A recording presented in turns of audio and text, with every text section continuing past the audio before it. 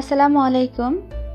কম বেশি সবাই পছন্দ করেন এমন একটি ভর্তার রেসিপি আজকে শেয়ার করছি, আর সেটা হচ্ছে কাঁঠালের দানার ভর্তা বা কাঁঠাল বিচির ভর্তা।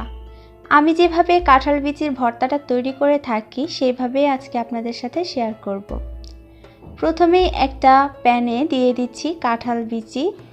যতগুলো বিচি দিয়ে ভর্তা তৈরি করতে চাচ্ছেন ততগুলোই নিয়ে নেবেন। এখানে প্রায় 1.5 কাপের মতো কাঁঠাল বিচি রয়েছে। কাঁঠালের বিচিগুলো অবশ্যই শুকিয়ে নিতে হবে, আর এখন অল্প আঁচে এই কাঁঠাল বিচিগুলোকে ভেজে নিতে হবে।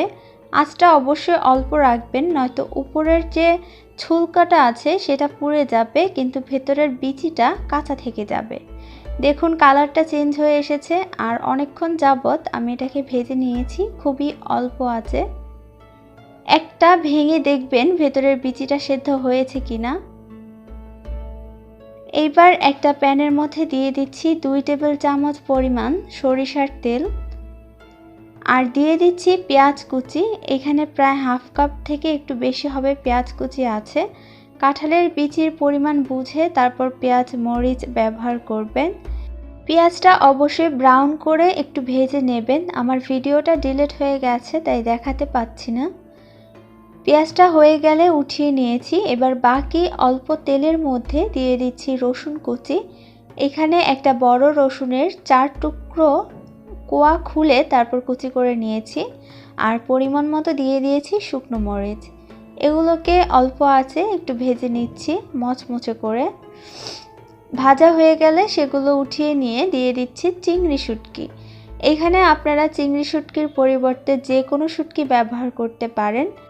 চিংড়িটাও যখন ভাজা হয়ে যাবে তখন উঠিয়ে নিতে হবে।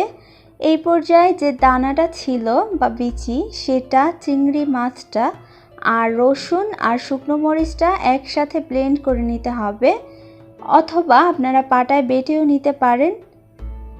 যখন ব্লেন্ড করা হয়ে যাবে তখন একটা সাইডে নিয়ে নিয়েছি, আর আমরা পেঁয়াজটা যে ব্রাউন করে ভেজে নিয়েছিলাম সেটার মধ্যে পরিমাণ মতো লবণ দিয়ে তারপর একটু মাখিয়ে নিচ্ছি। মাখিয়ে নিয়ে বিচিটার সহ আমরা এইভাবে একটু মিশিয়ে নিচ্ছি।